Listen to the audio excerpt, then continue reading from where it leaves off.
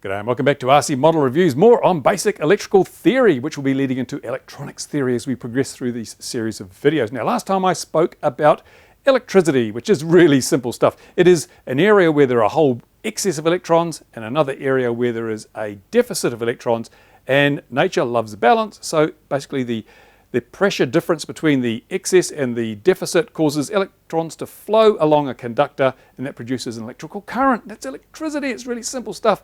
But not all electricity is created the same. Because, for example, as you probably know, we have batteries and they produce DC. Our LiPos produce DC. It's direct current. The positive is always positive, the negative is always negative, and the electrons are always going to flow in the same direction, except when you're charging, of course. But when you're actually using the battery to drive a motor or a light or any other kind of thing, the electrons always flow from the negative to the positive. That's the way electricity works. But sometimes we don't want a constant flow. Sometimes we want a changing flow. It may be a flow that alternates between one and the other. Great example is, well, our batteries, they are DC, direct current, but the wall socket outlets you've got are alternating current. And in an alternating current, what happens is that the polarity is reversed at a regular interval. And in the case of America, it's reversed 60 times a second. In other countries like New Zealand and the UK and Australia, it's 50 times a second. So basically, for 1/100th of a second, the battery voltage is one way. For another 100, it's the other way. And that cycle repeats 50 times every second. And that gives us AC, alternating current. And the interesting thing about, you might want to know, is why alternating current? Why not just use DC? Why do you want AC? Doesn't it just complicate things? Because for a start, you've got to create an alternating current, alternating voltage to get the alternating current flowing. And yes, there are some real benefits to alternating current. I'm going to talk about them today. And before I can really talk about most of the benefits, you need to know that there is a relationship between current and magnetism. Yep.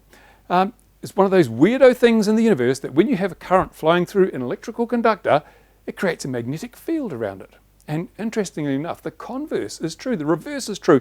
If you have an electrical conductor and you pass a magnetic field across it, then you induce a current flow or a voltage in that particular piece of conductive material. That's how we get our dynamos, our alternators, our generators.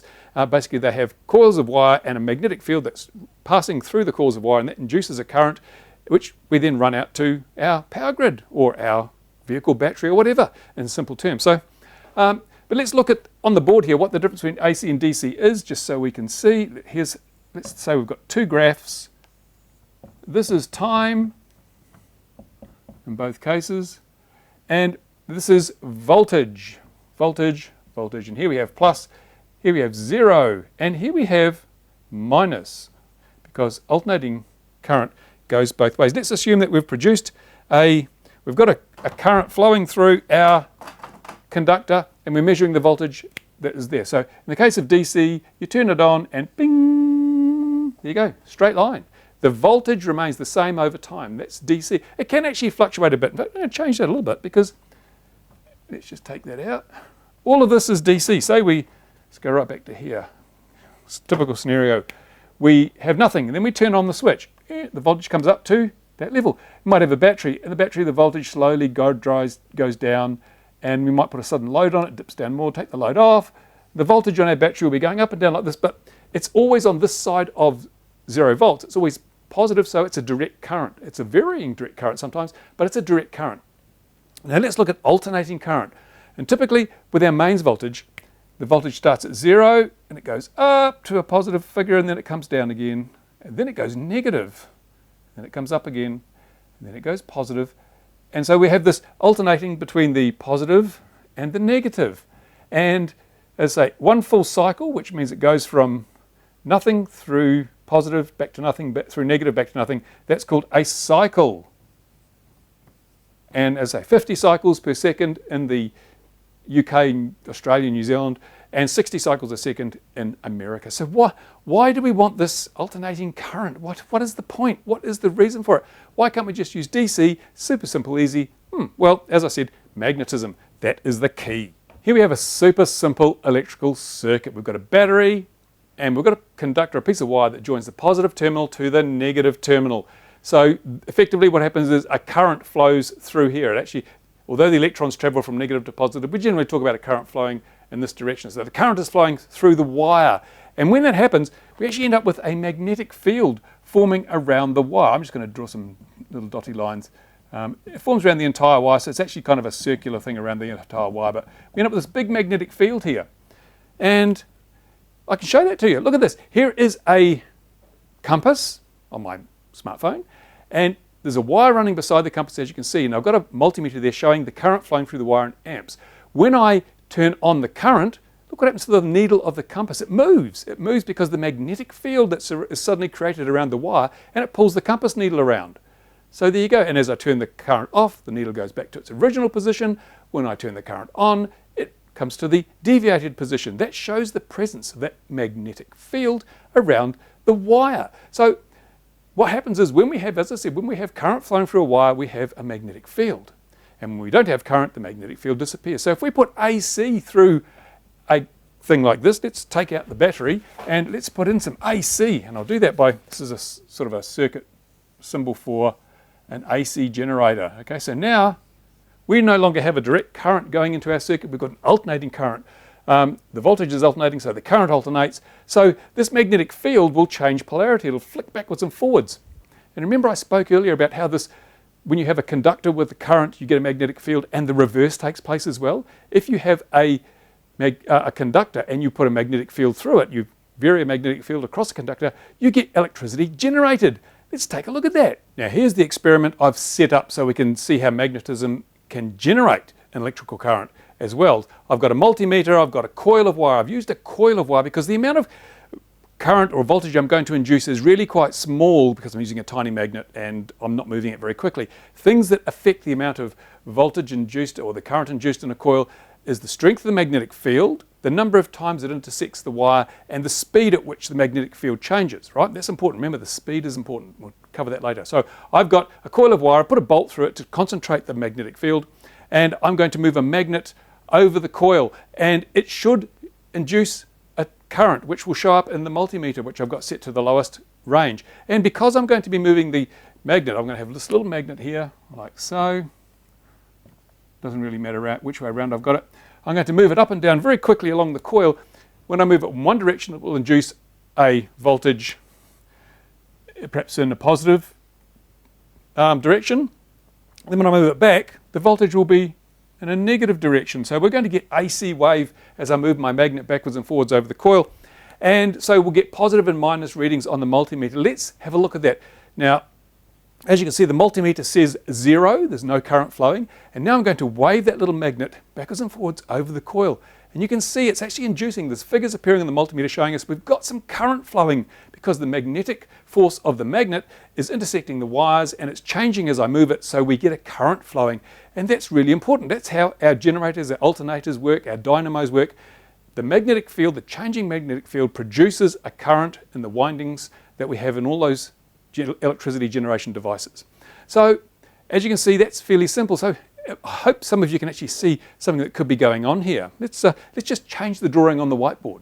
Now what I've done here is pretty straightforward. Here's our alternating current source, our source of alternating voltage, alternating current, and it's going to flow through this little coil and it's going to produce a changing magnetic field. We already saw that current through a wire creates a magnetic field. If you coil up the wire, you actually get a stronger field. And so we've coiled up some wire, and so we're going to have this magnetic field which is going to be sort of going all around this thing here, like so, with big lines of force around there. That's going to be changing because this is alternating current. Now what's going to happen? Can you spot the obvious? What's going to happen? Over here we've got another coil. And remember when I ran my magnet up and down that coil, changed the magnetic field on the coil, we got a voltage or a current induced on the other side. Well, guess what? The changing magnetic field created here is going to produce another, or it's going to induce current to flow in this coil. And if we have a little meter over there, the meter will show that we're transferring energy from here to here through a gap. It can be air, it can be a magnetic core, but there's no electrical connection between there and there, but we're transferring energy. And that's why AC is really, really handy, because we can use this as a transformer. It's as simple, it's a transformer. Now we're all familiar with transformers. They can change voltage and all sorts of things and isolate circuitry. That's how a transformer works. It's just one coil creating a magnetic field or changing magnetic field that produces a corresponding current to occur in the other coil. And that's really, really simple, but this won't work with DC. If we didn't have an alternating current source here, then the magnetic field wouldn't change, and it's only the change in magnetic field that causes the current to be induced here. Let's go back to that experiment on the bench again. I'm going to hold the magnet against the coil, and look at that. Even though the magnet's right up against the coil, the meter is not moving. Well, there's no current induced in that multimeter. It's 0, 0, 0, because it's only the changes that produce the current. So DC would produce a constant magnetic field. You get nothing on this side because there's no change. But if we put AC in, then we get AC out over here, and it is just carried across the gap. One of the beauties of this too is that we can change voltage. If we had, let's say this was a 10 volt AC source, so we had 10 volts of alternating voltage out here producing a current in that transformer, and let's say we had 10 turns on this here, 10 turns, just to make it all simple. That's what we call 1 turn per volt. There's 1 turn for every volt that we're putting in here. On the other side, we now know we've got 1 turn per volt there. If we put, say, 5 turns on this side, any guesses as to how much voltage you would get out? Quickly down the back. Yes, you're dead right. 5 volts. So we'd have converted this 10 volts of AC down to 5 volts. Woohoo, how about that? And if we'd put, for example, 15 turns, how many volts would we get? Yeah, correct. At 1 turn per volt, we're going to get 15 volts. So we can have a little voltage converted up to a big voltage, or a big voltage converted down to a little voltage. And that's how transformers work. You get a transformer, you plug in your 110 or your 220 volt main socket, and it puts 12 volts out. Obviously, there's a ratio of turns on there that enables you to reduce the voltage down. Easy peasy, lemon squeezy. Similar thing happens in the case of your CDI ignition for your gas planes. You've got just a little 2-cell LiPo, 7 volts. How do you get that big, 10,000, 15,000 volt spark to fire the spark plug in the engine? Well, it's simple. There's a transformer in there which takes the 7 volts and boosts it up to 15,000. So it's got only a few turns on this side and thousands of turns on that side. So the voltage gets boosted up. So AC, really handy stuff because we can convert from one voltage to another. Interesting side effect is that if we had 10 volts here, and let's say we had 1 amp, going back to power now, 1 amp, 10 volts, 1 amp, that's 10 watts, 10 watts of power. On the other side here, let's go back and say, well, we had that 5 turns, we've only got half the voltage, right? But we've got the same amount of power, apart from a few losses. So that means if we went from 10 volts down to 5 volts, because we've got 5 turns, so now this is 5 volts, the same amount of power at 5 volts will be twice the current. Ohm's law. Go and look at the video, link in the description if you don't know what I'm doing here. But we've halved the voltage, so we effectively double the current. So we'd get 2 amps out on this side. So if we need a lot of current, we can use a transformer to lower the voltage but boost the current. When would you use that? Good example is a spot welder. You might want to, and a good example, a lot of people make spot welders out of microwave ovens. They take the high voltage, they convert it down to a low voltage, but a very, very high current. The current's so high, in fact, you can melt metal with it. And spot welders, I might do a project on that later on if people are interested in making their own spot welders. It's really simple, just need an old discarded microwave oven. But suffice to say, you can change the voltage and the current using these transformers. You can only do it with alternating current, but there's more to AC. Let's have a look a bit further. Here we have a magnet. It's a permanent magnet. Might be neodymium, might be alnico, might be any kind of just a piece of magnetized iron, something like that. And as I said before, it has a magnetic field that comes out of it. And the magnetic fields look something a bit like this. They go from one pole to the other, like so. And this field, it's kind of spherical. If it sort of comes in 3 dimensions, so it's like a big ball of magnetic field around the magnet. And believe it or not, that field goes on forever. No matter how small your magnet is, that field reaches out forever. Unfortunately, of course, the further away you get, the weaker it gets. So it reaches a point where you can't actually detect it. A thing called the inverse square law, which I've mentioned in one of my antenna videos, means that every time you double your distance, you only get 1/4 the strength of the magnetic field. So eventually, your magnetic field is so faint and weak that it can't be detected because there's too much other crap going on. Noise, it's called. So with permanent magnets, the field really doesn't have a lot of use beyond quite a short distance usually because you're usually only using a permanent magnet to attract stuff and so forth. So yeah, not really much use. But what if you have an electromagnet like our transformer? You've got an alternating current going into a coil and it's producing a changing magnetic field. How does that work? Can we get further distances or is it more useful? Well, that's how radio works. Let's look at how radio works now. Here I've drawn a very simple radio system. And this is the symbol for an antenna. This is the symbol for an earth. It doesn't actually have to be a stake in the ground. It can just be what we call a counterpoise, another piece of metal or another radiator that balances out the antenna, because obviously if you just have one, it'll be unbalanced and you won't get a very good transmission.